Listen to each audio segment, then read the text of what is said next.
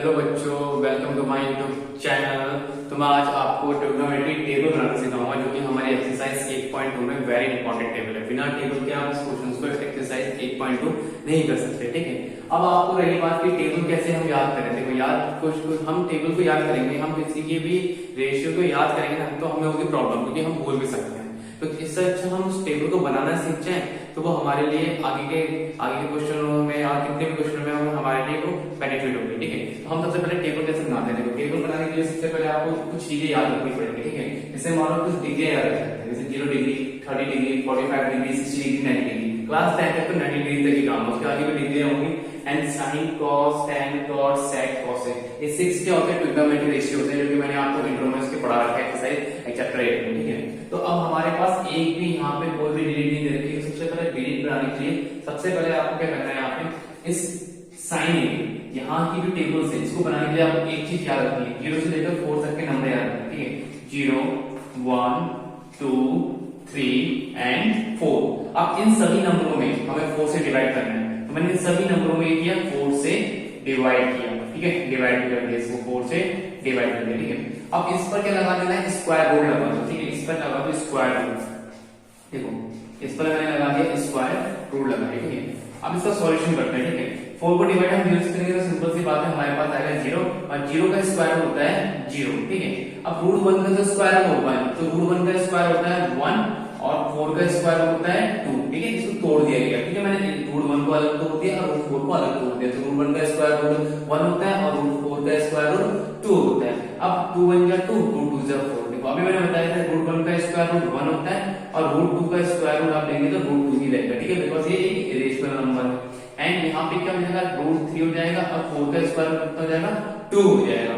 इससे क्या कैंसिल कर दिया, 1 बचेगा, तो 1 का स्क्वायर रूट कितना होता है? 1 होता है। अब इन्हीं सभी नंबर को आपको ना साइन की प्लेस में कर देना है। ठीक है, अब मैंने यहाँ पे रख दिया, कितना लिखते हैं? 0 लिख दिया, 1/2 एंड 1/√2 एंड √3/2 एंड 1। ठीक है, अब हमें कॉस की वैल्यू निकालनी है।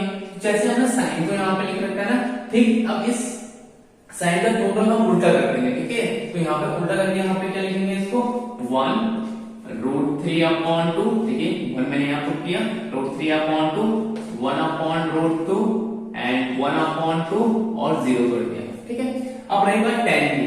10 निकालने के लिए मुझे इन दोनों को ना डिवाइड करना पड़ता है। ठीक है, अब यहाँ देखिए डिवाइड देखिए हम करते हैं, जब हम 0 को 1 में डिवाइड करेंगे तो देखो 1 की टेबल में जब 0 नहीं आएगा, तो यहाँ पे हम 0 यहाँ से लिख देंगे। ठीक, इसको डिवाइड करेंगे, देखिए 1/2 एंड डिवाइडेड √3/2। आपको पता है ये इससे कैंसिल हो गया, ऊपर कितना बचा? 1, न्यूमरेटर में बचा 1, डिनोमिनेटर में कितना बचा है? √3। तो हम यहाँ पे लिखेंगे 1/√3। ऐसे यहाँ पे देखिए √2 से √2 कैंसिल हो गया, बचेगा 1/1 और 1 से डिवाइड करेंगे, जैसे यहाँ कीजिए 1/√2 एंड 1/√2, रूट से रूट कैंसिल, √2 से √2 कैंसिल, 1/1, 1 को 1 से डिवाइड करेंगे कितना बचेगा? 1 ही बचेगा। ऐसे यहाँ पे देखिए √2 से 2 कैंसिल हो जाएगा। ठीक है, क्योंकि यहाँ पे कितना है? √2/2 एंड 1/1, इससे कैंसिल हो गया, कितना बचेगा यहाँ पे? √3/1, तो √3/1 कितना हो जाएगा? 3 हो जाएगा। ऐसे 1/0, भाई 0 की देखो टेबल नहीं होती, पहली बात तो ये, तो इसी जगह पर हम क्या लिखेंगे? Not defined. हम इसको डिफाइन नहीं कर सकते, यहाँ लिखेंगे नॉट डिफाइंड।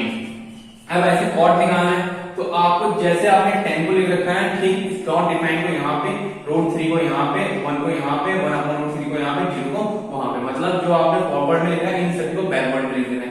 तो यहाँ से क्या लिखूंगा? Not defined and √3 1/√3 and 0। ठीक है, सेक की वैल्यू निकालनी है, तो कॉस के जितने भी रेशियो आए हैं, कॉस के जितने भी नंबर्स आए हैं, रेशियो आए हैं, उनको सबको 1 के अपॉन में रख दो। जब मैं इसको 1 के अपॉन में रखता हूँ, ध्यान देंगे इसको, जब मैं 1/1 करता हूँ तो मेरे पास कितना मिलेगा? इसका 1 ही मिलेगा। ठीक है, इसको मैं 1 के अपॉन में रखूंगा, सो 1/√3/2, 2 चले जाएगा, किसके ऊपर मल्टीप्लाई हो जाएगा, 2/√3, 2/√3। ऐसे इसको मैं 1 के अपॉन में रखूंगा, तो 1/1/1/√2, √2 की मल्टीप्लाई किससे हो जाएगी? 1 से हो जाएगी, यहाँ बचेगा √2। ऐसे इसको मैं 1 के अपॉन में रखूंगा, तो यहाँ पे 2 हो जाएगा। ऐसे मैं इसको 1 के अपॉन में लिखूंगा, तो 1/0, 0 का तो आपको पता ही टेबल नहीं होती, तो हम यहाँ पे क्या लिख देंगे, नॉट डिफाइंड, हम यहाँ लिख देंगे नॉट डिफाइंड। ठीक है, अब उसके बाद आपको पता है जब आपका सेक निकल गया तो आपको कॉसेक भी कर सकता है। ये सभी डिजिट जो मैंने फॉरवर्ड में लिखी सबको बैकवर्ड में राइट कर दूंगा। यहाँ पे लिखूंगा not defined, not defined to √2